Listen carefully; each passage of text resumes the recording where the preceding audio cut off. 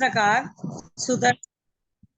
सुदर्शन मेरु की पूर्व और पश्चिम दोनों दिशा संबंधी कुल 32 विधेय क्षेत्र हैं। प्रत्येक विधेय क्षेत्र में पृथक पृथक 96 करोड़ ग्राम, 26,000 नगर, 16,000 खेत, 24,000 खरवट, 4,000 मट्टम्ब, 48,000 पत्तन, 99,000 द्रोण, 14,000 संवाह, 28,000 दुर्गाटवी हैं।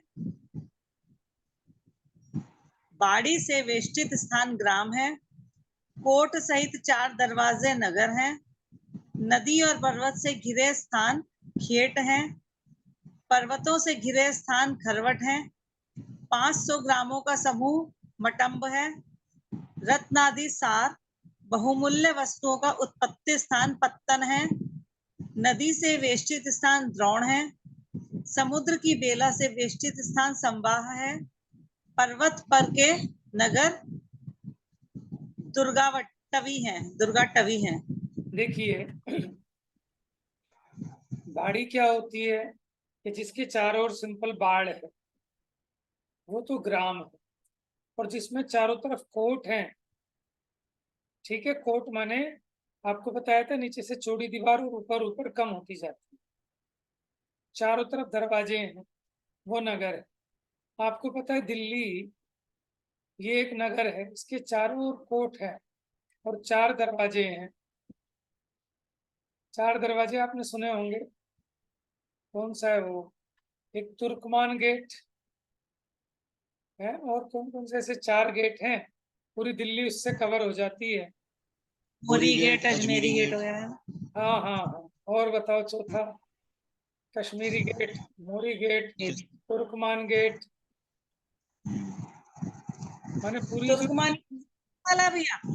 हाँ जी, दिल्ली गेट वाला जो है वो तुर्कमान गेट है। हाँ दिल्ली गेट डिलाइट के पीछे पड़ता है। तुर्कमान गेट उससे थोड़ा आगे जाके दिल्ली गेट से। तो इस प्रकार नगर क्या है? जिसके कोटों से वेष्टित है, 4 दरवाजों सहित कोट है।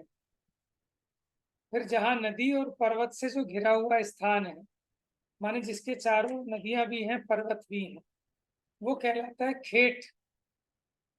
और जिसके चारों ओर पर्वत हैं, उसके बीच का स्थान खरवट। 500 गांवों का समूह मटम्ब। रत्नादि सार, जहां बहुमूल्य वस्तुएं उत्पन्न होती हैं, वो पत्तन।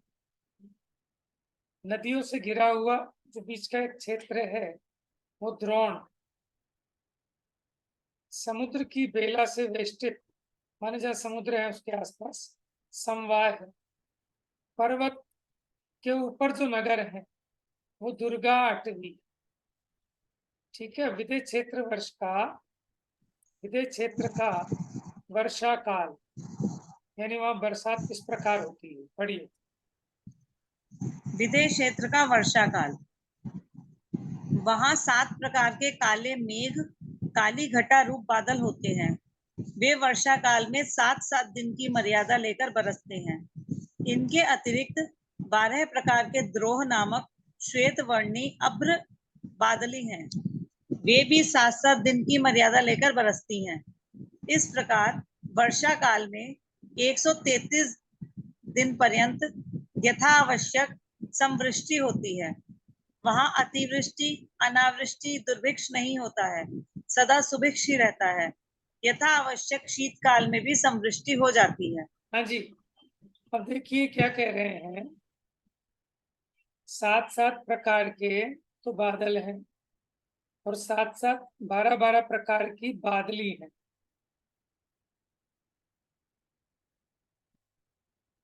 बादली तो देखिए, 7-7 मल्टीप्लाई करेंगे 49, और 12 सत्ते 84, इनका टोटल करेंगे 133 आएगा। 49 प्लस 84 133। ठीक है, 133 दिन तक यथा आवश्यक, जितनी जरूरत है उतनी समवृष्टि होती है। अतिवृष्टि नहीं, अनावृष्टि माने कम बारिश नहीं, दुर्भिक्ष नहीं होता, सदा सुभिक्ष रहता है। चलिए आगे। विदेश क्षेत्र में अतिवृष्टि, अनावृष्टि, मूसा, टिड्डी, सुआ, अपनी सेना, शत्रु सेना कृत उपद्रवमय 7 प्रकार की ईति नहीं है। हाँ जी, ये बहुत जगह आता है। ईति भीति, रोग मरी दुर्भिक्ष न फैले, प्रजा शांति से जिया। ईति भीति व्यापे नहीं जग में। तो ईति क्या होती है? ये 7 प्रकार के जो उपद्रव होते हैं, इसको कहते हैं ईति। ईति जैसे अतिवृष्टि, अनावृष्टि, मूसा माने चूहे, टिड्डी, टिड्डियों का आक्रमण हो जाता है। सुआ क्या होता है? सुआ, सुआ तोते को कहते हैं, शायद तोते को ही कहते हैं। अपनी सेना का, शत्रु की सेना का, ये 7 प्रकार के उपद्रव, इन्हीं को कहते हैं ईति। तो विदेश क्षेत्र में ऐसे 7 प्रकार की ईति नहीं होती। ये लिख लेना कहीं पर, तो भूल जाते हैं बार बार। ईति। आगे बढ़िए। जिससे अनेक मनुष्य और तिर्यंश एक साथ मरने लगे, ऐसा कोई मरी रोग वहां नहीं फैलता है। वहां अन्यमति नहीं होती। जैसे महामारी फैला था, टीबी फैल गई थी, ऐसे जैसे कोरोना फैल गया था, ठीक है, इसको कहते हैं मरी रोग। रोग मरी दुर्भिक्ष न फैले। हाँ, और देखिए वहां अन्यमति नहीं होते विदेश क्षेत्र में, माने जितने भी हैं सब एक जैन धर्म को ही मानते हैं, कोई भी अन्यमति नहीं होता। जिनदेव के अतिरिक्त अन्य कोई कुदेव आदि नहीं है। जिनलिंग के सिवाय अन्य कोई लिंगी कुलिंगी आदि नहीं है। वहां सदा जैन मत की ही प्रवृत्ति होने से बाह्य ग्रहित मिथ्यात्व भी नहीं है। अग्रहित मिथ्यात्व तो सदा संसारी जीवों को अनादि से ही लग रहा है। आपको पता है ना ग्रहित मिथ्यात्व क्या होता है और अग्रहित क्या होता है? ठीक है, क्योंकि वहाँ खोटे देवी देवता ही नहीं है, कुलिंगी नहीं है, तो उनको पूजने आदि का काम भी नहीं। तो लिखा है बाह्य ग्रहित मिथ्यात्व नहीं, लेकिन अंतरंग ग्रहित मिथ्यात्व इसका मतलब पाया जा सकता है। ठीक है, सच्चे शास्त्र को पढ़ते हुए भी वो अपनी मिथ्या मान्यता के अनुसार अर्थ को ग्रहण करे, तो वहां भी ग्रहित मिथ्यात्व हो सकता है। पूज तो जिनदेव को रहा है, लेकिन कुलदेव मान के पूज रहा है। ठीक है, हाँ, और अग्रहित मिथ्यात्व तो सदा संसारी जीवों को अनादि से ही लग रहा है। आइए, विदेश क्षेत्र संबंधी 32 विजयार्थ पर्वत कैसे होंगे? क्योंकि 32 क्षेत्र बताए थे मेरु संबंधी। हर एक विदेश क्षेत्र में, विदेश क्षेत्र मतलब एक सुमेरु संबंधी 32 विदेश क्षेत्र है, और एक एक विदेश क्षेत्र में एक एक विजयार्थ पर्वत होने से टोटल 32 विजयार्थ पर्वत। पढ़िए भाभी जी। विदेश क्षेत्र संबंधी 32 विजयार्थ पर्वत, प्रत्येक विदेश क्षेत्र में 25 योजन ऊंचा, दक्षिण उत्तर 50 योजन चौड़ा, अपने देश की चौड़ाई समान, पूर्व पश्चिम 3.5 कोस अधिक। लेट जाओ, तो कुछ लगा ले और लेट जाओ।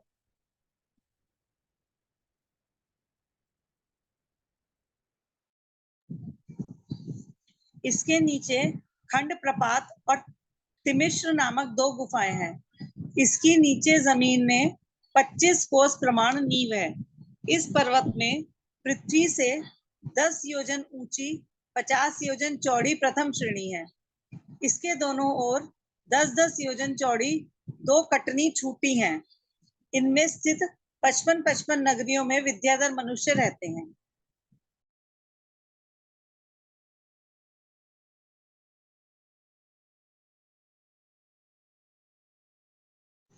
पढ़ो भैया। अच्छा, उससे ऊपर 10 योजन ऊंची, दक्षिण उत्तर 30 योजन चौड़ी दूसरी श्रेणी है। यहाँ भी दोनों ओर 10-10 योजन चौड़ी 2 कटनी छूटी हैं। इस श्रेणी में अभियोग व्यंतर देवों के रत्नमयी अनेक नगर हैं। उससे ऊपर 5 योजन ऊंचा, दक्षिण उत्तर 10 योजन चौड़ा उसका शिखर है। उसमें सिद्धकूट, दक्षिणात विधेयकूट, खंड प्रपातकूट, पूर्ण भद्रकूट, विजयार्ध कुमारकूट, मणिभद्रकूट, तिमिश्र गुहाकूट, उत्तरार्ध विधेयकूट, वैश्रवण कूट, ये 9 कूट हैं। वे सभी पृथक पृथक 6.25 योजन 25 कोस ऊंचे, नीचे मूल में 25 कोस और ऊपर अंत में 12.5 कोस चौड़े हैं, गोलाकार स्वर्णमयी हैं। इनमें से प्रत्येक सिद्धवर पर 1 कोस लंबा, आधा कोस चौड़ा, पौन कोस ऊंचा एक जिन मंदिर है। हाँ जी, देखिए हमने विजयार्थ पर्वत की चर्चा आपसे पहले भी कर चुके हैं। इनकी चौड़ाई कितनी होती है विजयार्थ पर्वत की? उत्तर दक्षिण 50 योजन चौड़े हैं। 50 योजन चौड़े इसलिए क्योंकि इनके नीचे जो गुफा जा रही है, ठीक है, वो भी 50, क्योंकि 50 योजन चौड़े हैं तो गुफा की लंबाई भी 50-50 योजन बताई थी। हाइट कितनी थी इसकी? 25 योजन। तो पहले 10 योजन की ऊंचाई पर जाकर 10-10 योजन की कटनी छूटकर, ठीक है, विद्याधरों की नगरियां हैं, श्रेणियां हैं, उत्तर दिशा में और दक्षिण दिशा में। एक तरफ 60, एक तरफ 50 बताई थी, लेकिन शायद इसमें बताई 55-55 नगरियों में। यहाँ 55-55 बताई है। वो 50 और 60 हमने पढ़ी थी भरत क्षेत्र में विजयार्थ पर्वतों में, तो हो सकता है इनमें डिफरेंस हो।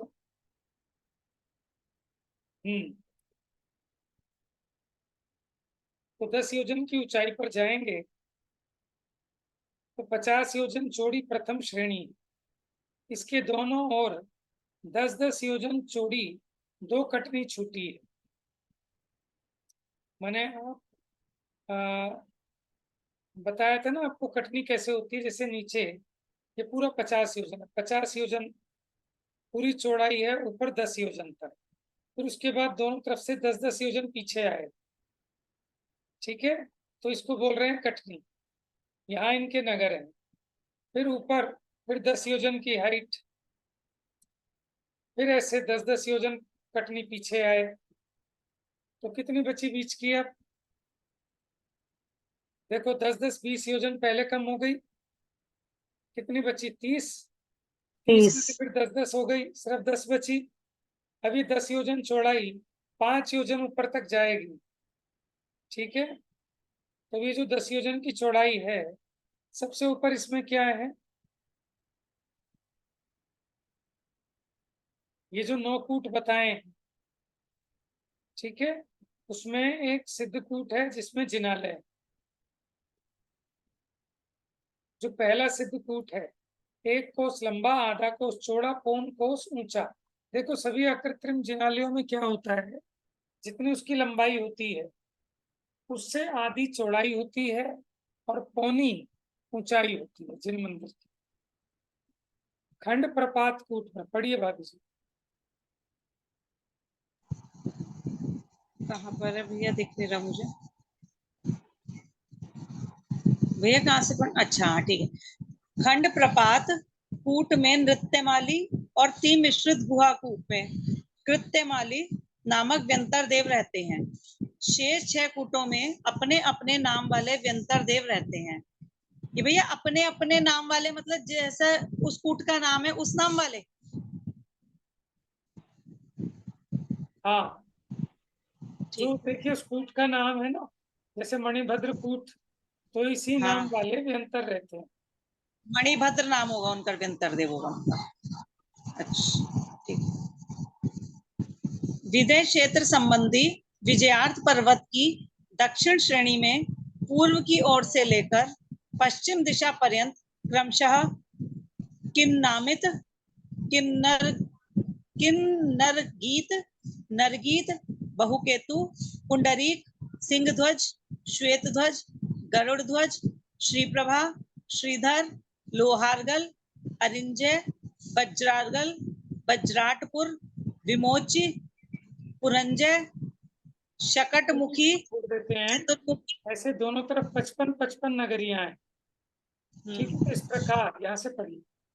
विदेश इस प्रकार विदय क्षेत्र संबंधी विजयार्थ की दोनों श्रेणियों में कुल 110 नगरियां हैं। ये सभी रत्नमयी राजधानियां हैं। इनमें राजा और प्रजा को रहने के लिए अनेक निवास स्थान बने हैं जिनमें वे रहते हैं। इसके चारों ओर प्रत्येक दिशा में एक महाद्वारमय सुवर्णमयी कोट रूप वेदी है। इसमें रत्नमय किवाड़ लगे हुए हैं। इसके बाहर वन, बाग, सरोवर आदि बने हुए हैं। इन नगरियों में साधित कुल जाति प्राप्त 3 प्रकार की विद्याओं से संपन्न विद्याधर रहते हैं। इनमें मात्र विद्याओं का ही अंतर है और कुछ अंतर नहीं है। ये विदेश क्षेत्र के समान षटकर्म सहित हैं। यहाँ सदा अवसर्पणी संबंधी चौथे काल की प्रारंभिक पद्धति ही प्रवृत्त होती है। ये अनादि अनंत हैं, परंतु प्राणी अपनी आयु के अनुसार जन्म मरणशील है। देखो वो भी कर्म भूमि है, जैसे विदेश क्षेत्र में जो षटकर्म सहित हैं उसी प्रकार के वहां पर है। अंतर सिर्फ विद्याओं का है। 3 प्रकार की विद्याएं होती है। साधित यानी स्वयं अपनी साधना से, कुल माने जो पिता पक्ष से प्राप्त होती है, और माता पक्ष से प्राप्त होने वाली जाति। ऐसी 3 प्रकार की विद्याओं से संपन्न होती है। अब राजा से लेकर चक्रवर्ती तक की व्यवस्था। विदेश क्षेत्र संबंधी राजा से लेकर चक्रवर्ती पर्यंत की व्यवस्था। हाथी, घोड़े, रथ, प्यादे, इन 4 प्रकार की सेना के पृथक पृथक नायक, सेना का नायक सेनापति, ज्योतिष आदि विद्या के गायक गणपति, व्यापारियों के नायक वणिकपति, समस्त दंडधारियों के स्वामी दंडपति, हित अहित रूप पंचांग मंत्र में प्रवीण मंत्री, कुल में बड़े चौधरी महत्तर, कोतवाल का स्वामी तलवर, ब्राह्मण, क्षत्रिय, वैश्य, शूद्र, इन 4 वर्णों के पृथक पृथक स्वामी, हितकारी कार्य करने के लिए पुरोहित, अपने देश के अधिकारी अमात्य, अनेक देशों के अधिकारी महामात्य। इन 18 विभागों के स्वामी को मुकुटधारी राजा कहते हैं। देखिए मुकुटबद्ध ऐसे राजा, ये जो 18 विभाग बताए, इनका जो स्वामी है वो कहलाता है मुकुटबद्ध या मुकुटधारी राजा। ठीक है, 32,000 मुकुटबद्ध राजा चक्रवर्ती की सेवा करते हैं। ये एक मुकुटधारी राजा का वैभव बताया है, पढ़िए। ऐसे 500 मुकुटधारी राजाओं का स्वामी अधिराजा, 1000 राजाओं का स्वामी महाराजा, 2000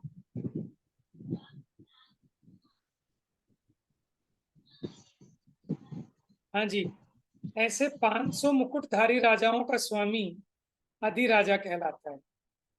ठीक है, फिर 1000 ऐसे मुकुटधारी राजाओं का स्वामी महाराजा कहलाता है। तो राजा से बड़ा अधिराजा, अधिराजा से बड़ा महाराजा। और फिर 2000 राजाओं का स्वामी अर्धमांडलिक। पढ़िए। 2000 राजाओं का स्वामी अर्धमांडलिक राजा, 4000 राजाओं का स्वामी मांडलिक राजा, 8000 राजाओं का स्वामी महामांडलिक राजा, 16000 राजाओं का स्वामी 3 खंड का अधिपति अर्धचक्री नारायण, प्रति नारायण, 32,000 राजाओं का स्वामी 6 खंड का अधिपति सकल चक्रवर्ती होता है। इस प्रकार 8 प्रकार के राजाओं का स्वरूप जानना।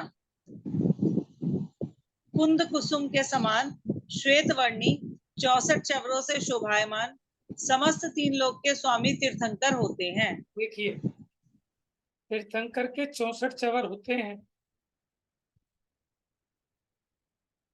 अब 32 का दुगना 64 आता है वैसे। ठीक है, अब 32,000 राजा चक्रवर्ती के सेवक होते हैं। चक्रवर्ती होता है 6 खंड का अधिपति, लेकिन नारायण प्रति नारायण होते हैं त्रिखंडी, अर्धचक्री होते हैं वो। तो 32 की जगह उनके आधे हो गए 16,000 राजा। ठीक है, अब उसके आधे होंगे मांडलिक को, यानी 8,000। और उससे आधे होंगे, सॉरी, पहले आएगा महामांडलिक, फिर मांडलिक, फिर अर्धमांडलिक, आधे आधे होते जाएंगे।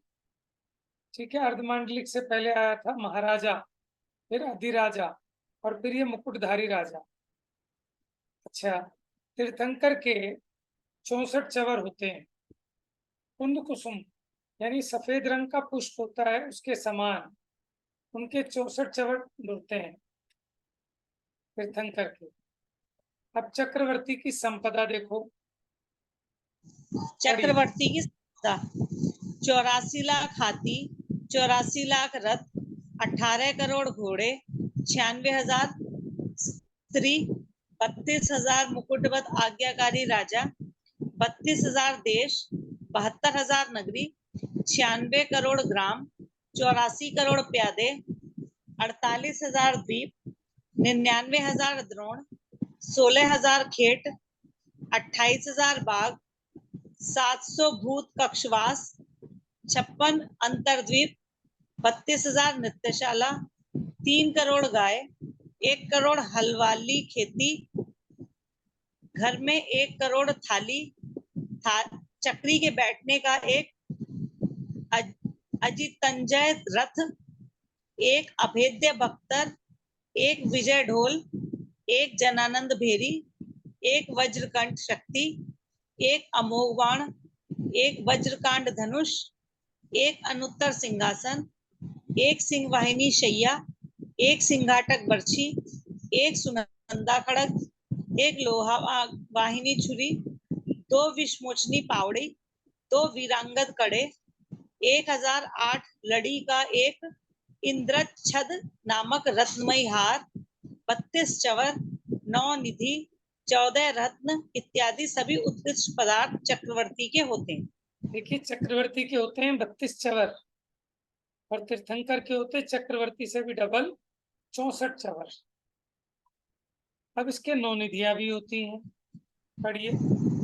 9 निधि व्याकरण, छंद, श्रृंगार आदि लौकिक शास्त्र की पुस्तकें, षट ऋतु के योग्य फल, पुष्प, माला आदि अनेक वस्तुओं को देने वाली काल निधि, थाली, कटोरा, लोटा, रकेबी आदि अनेक पात्र देने वाली महाकाल निधि, गेहूं, चना, चावल, उड़द, मूंग आदि अनेक प्रकार के अन्न धान्य उत्पन्न करने वाली पांडु निधि, असी, तलवार, भाला, बर्छी, छुरी, कटारी आदि विविध अस्त्र शस्त्र देने वाली माणवक निधि, शंख, बीन, बांसुरी आदि अनेक प्रकार के वादित्र देने शंख निधि, अनेक प्रकार के महल मंदिर बनाने वाली नैसर्प्य निधि, रेशमी, सूती, रोमी आदि अनेक प्रकार के सुंदर वस्त्र बनाने वाली पद्म निधि, कंकड़, कड़ा। छूट गया, एक मिनट। हाँ जी, यहाँ से दोबारा पढ़िए। कहाँ से? पांडुनिधि, पांडुनिधि क्या दे रही है? ये अनाज, धन धान्य, अनाज, अच्छा, वो पांडुनिधि है। महाकाल निधि बर्तन से रिलेटेड है। काल निधि पुस्तकें व्याकरण, छंद और माला को देने वाली। पांडुनिधि के बाद बताइए आप, माणवक निधि। पांडु निधि की बात तो ये ना 80 तलवार वाली है ना, माणवक। 80 तलवार, भाला, बर्छी, छुरी, कटारी आदि विविध अस्त्र शस्त्र देने वाली माणवक निधि, शंख, बीन, बांसुरी आदि अनेक प्रकार के वादित्र देने वाली शंख निधि, अनेक प्रकार के महल मंदिर बनाने वाली नैसर्प्य निधि, रेशमी, सूती, रोमी आदि अनेक प्रकार के सुंदर वस्त्र बनाने वाली पद्म निधि, कंकण, कड़ा, हार, बाजूबंद, चंपागली, दुलड़ी, तीलड़ी, शतलड़ी आदि अनेक प्रकार के महासुंदर रूपा, सुवर्ण, रत्नमयी आभूषण बनाने वाली पिंगल निधि, पंचवर्णी अनेक प्रकार के रत्न देने वाली रत्न निधि। ये 9 निधियां चक्रवर्ती की नगरी में चौखुटी 8 पहियों वाली गाड़ी के आकार में नीचे पृथ्वी पर पृथक पृथक विद्यमान रहती है। प्रत्येक निधि की 1000 देव रक्षा करते हैं।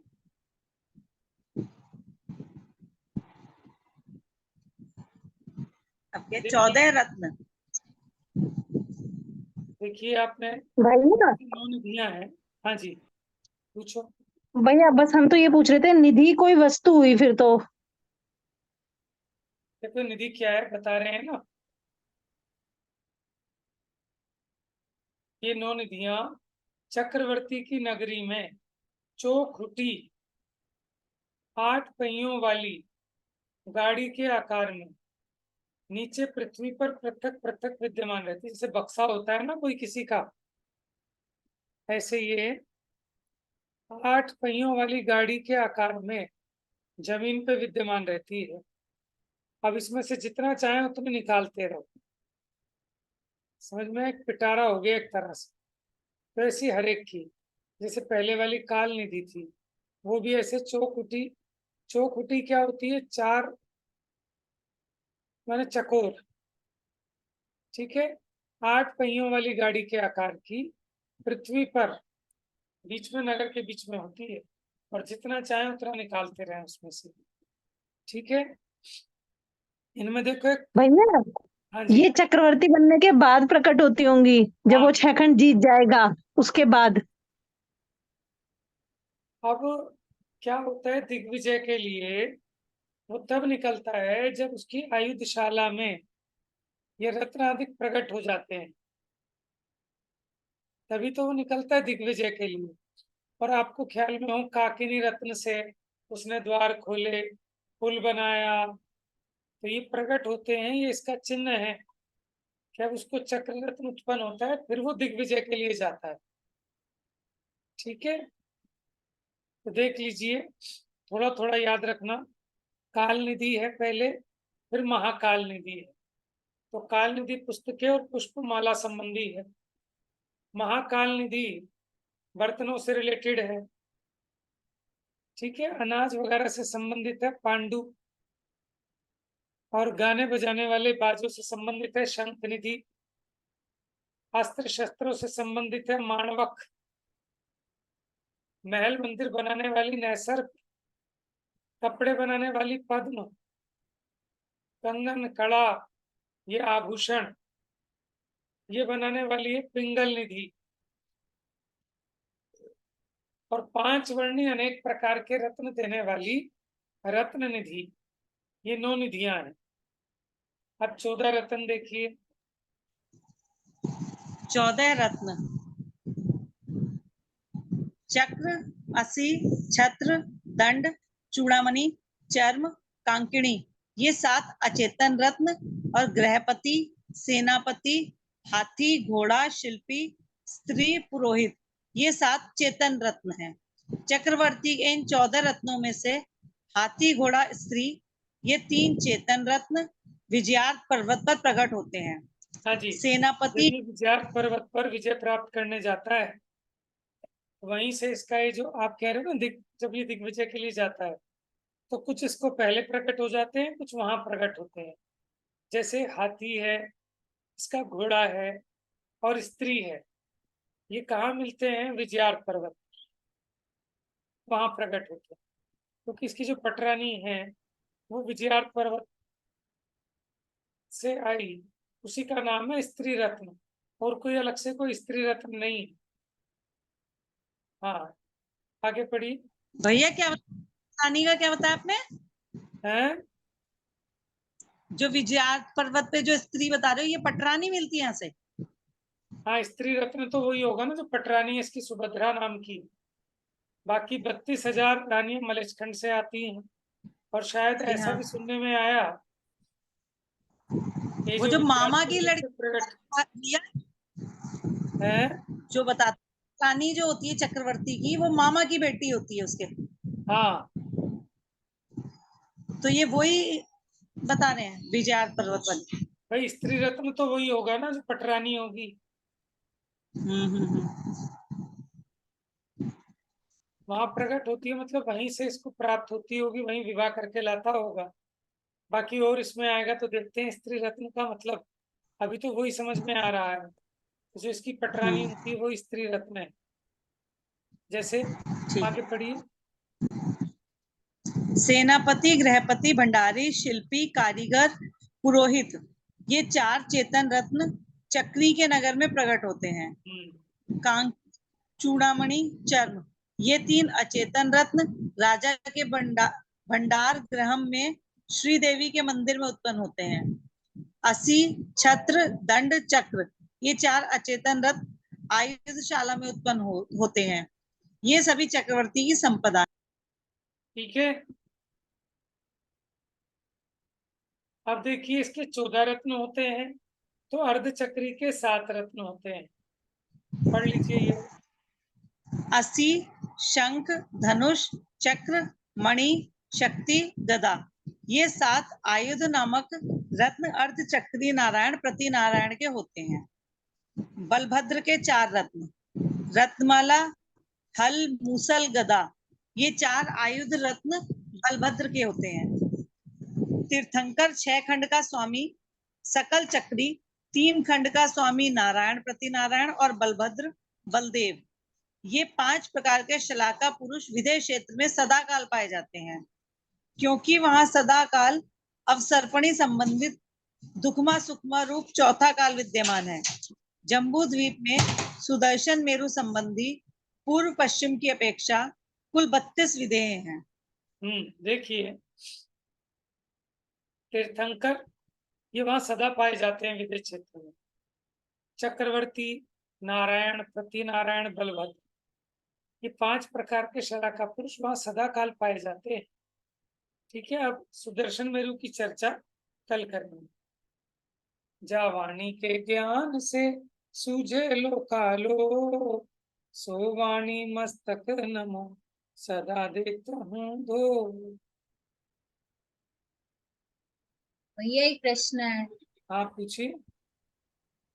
भैया कल मंदिर जी के प्रवचनों में आपने एक बताया था कि एक ऐसा भी है, ऐसे भी लोग हैं जो सिर्फ जिनवानी को मानते हैं और मतलब जिनदेव को भी नहीं पूछते। है ये ऐसे मतलब कि चलो गुरुओं का तो समझ में आता है कि गुरुओं को नहीं मानते, पर जिनदेव को भी नहीं मानते वो। हाँ, है ऐसा मत है। ठीक है, नहीं माने वो समझ में मंदिर आया। नहीं बनाते अपने, लेकिन वो जिनवाणी के स्वाध्याय मंदिर बनाते हैं बस। अच्छा, सिर्फ स्वाध्याय मंदिर होते हैं। वो दर्शन वर्शन का भी नियम नहीं रहता, जिनवाणी के दर्शन का नियम रहता है। ठीक है, कमी किसी चीज की नहीं है, सब चीजें हैं, लेकिन कहीं ना कहीं कोई ना कोई सब अपनी अपनी एक एक मान्यता पकड़ के बैठे हैं ना।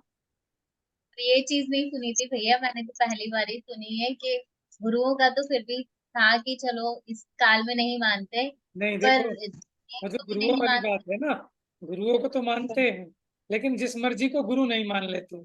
गुरु का जैसा स्वरूप जिनवाणी में बताया उनको गुरु मानते हैं। ठीक है, लेकिन वहां जो बात है एग्जैक्ट तो मैं भी ज्यादा परिचित नहीं हूँ, लेकिन उस मत का नाम तारण पंथ है ना। तारण पंथ है। ठीक है, लेकिन अभी हमें उसके बारे में ज्यादा स्टडी नहीं है, सुना सुना है कह रहे हैं हम। ठीक है, हो सकता है कि उनकी कुछ ना कुछ बात होगी, उनका कोई तर्क होगा, तो उनका तर्क और हेतु समझें तब हम इस पे विचार कर सकते हैं। मैं तो सिर्फ इतना कहना चाह रहा था कि हम भी अपनी अपनी मर्जी का एकांत पकड़ के ना बैठे, हम दूसरे का तो निषेध करते हैं और हम जो करें वो सब ठीक है, ऐसा नहीं होना चाहिए। बस इतना कहने का अभिप्राय था। भैया विदिशा में भी मंदिर है इनका ना, तारणपंथ का। हाँ हाँ जब आप लोग गए थे तो हम तारणपंथ का मंदिर था, यात्रा पे जब यात्रा पे गए थे जी। तब दिखाया था ना उन्होंने, तारणपंथियों का मंदिर था वहाँ। वो कहते हैं जब मंदिर वगैरह खंडित किए जा रहे थे तब सिर्फ शास्त्रों को अध्ययन करते थे, तो उन्हीं की पूजा कर लेते थे। हाँ, कुछ ना तो कुछ ऐतिहासिक कारण भी रहे होंगे इसके पीछे।